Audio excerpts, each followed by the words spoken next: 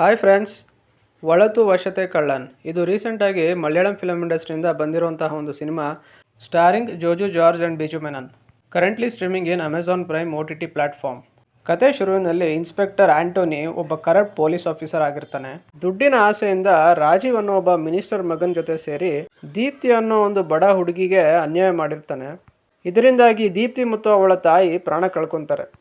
ಈ ಒಂದು case human rights ಕಮಿಷನ್ಗೆ ಹೋಗುತ್ತೆ. ಹ್ಯೂಮನ್ ರೈಟ್ಸ್ ಕಮಿಷನಲ್ಲಿ ಕೆಲಸ ಮಾಡ್ತಿರುವಂತಹ ಐರಿನ್ ಸ್ಯಾಮ್ಯುಯಲ್ಸ್ ಅನ್ನೋಳು ಈ ಒಂದು ಕೇಸ್ಗೆ ಐ ವಿಟ್ನೆಸ್ ಆಗಿರ್ತಾಳೆ. ಐ ವಿಟ್ನೆಸ್ನ ತಂದೆ ಸ್ಯಾಮ್ಯುಯಲ್ಸ್ ಒಂದು ಸೈಬರ್ ಸೆಂಟರ್ನ ನಡೆಸ್ತಾ ಇರ್ತಾನೆ. ಅವನು ಸೈಬರ್ ಹ್ಯಾಕಿಂಗ್ ಮತ್ತು ಸೆಕ್ಯೂರಿಟಿಯಲ್ಲಿ ಎಕ್ಸ್ಪರ್ಟ್ ಆಗಿರ್ತಾನೆ. ಒಂದು ದಿನ ಐರಿನ್ ಸ್ಯಾಮ್ಯುಯಲ್ಸ್ ಮಿಸ್ಸಿಂಗ್ ಆಗ್ತಾಳೆ. ಪೊಲೀಸರಿಗೆ ಅವಳ ಡೆಡ್ ಬಾಡಿ ಬಹಳ ಹೀನಾಯವಾದ ಪರಿಸ್ಥಿತಿಯಲ್ಲಿ ಸಿಗುತ್ತೆ.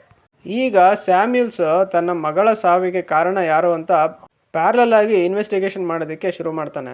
ಆಗ ಅವನಿಗೆ ಗೊತ್ತಾಗುತ್ತೆ ಅವನ ಮಗಳ ಸಾವಿನ ಹಿಂದೆ ಇನ್ಸ್ಪೆಕ್ಟರ್ ಆಂಟೋನಿ ಝೇವಿಯರ್ನ ಕೈವಾಡ ಇದೆ ಅಂತ. ಅಲ್ಲಿಂದ ಕತೆ ಇನ್ನೂ ಇಂಟ್ರೆಸ್ಟಿಂಗ್ ಆಗ್ತಾ ಹೋಗುತ್ತೆ.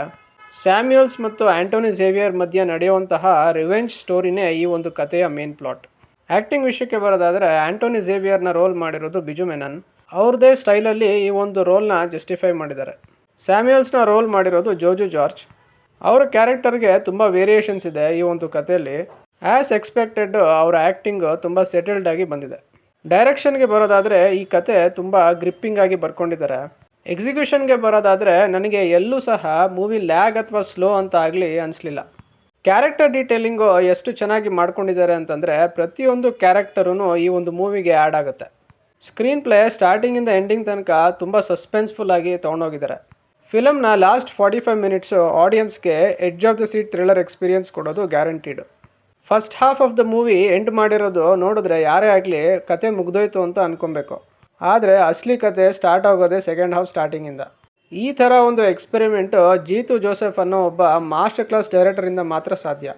ಮೂವಿಯಲ್ಲಿ ಬರುವಂತಹ ಪ್ರತಿಯೊಂದು ಕ್ಯಾರೆಕ್ಟರ್ಸು ಸಹ ಅವರ ರೋಲ್ನ ಚೆನ್ನಾಗಿ ಜಸ್ಟಿಫೈ ಮಾಡಿದ್ದಾರೆ.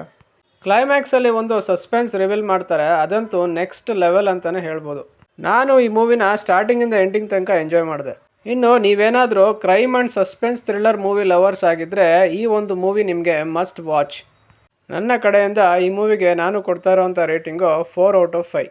ಯಾರೆಲ್ಲ ಈ ಫಿಲಮ್ ನೋಡಿದ್ದೀರಾ ನಿಮ್ಮ ಅಭಿಪ್ರಾಯನ ಕಾಮೆಂಟ್ ಸೆಕ್ಷನಲ್ಲಿ ಹಾಕಿ. ಈ ವಿಡಿಯೋ ನಿಮಗೆ ಇಷ್ಟ ಆಗಿದರೆ ಲೈಕ್, ಶೇರ್ ಆ್ಯಂಡ್ ಸಬ್ಸ್ಕ್ರೈಬ್ ಮಾಡಿ. ಸಿಗೋಣ ನೆಕ್ಸ್ಟ್ ವಿಡಿಯೋದಲ್ಲಿ. Thank you.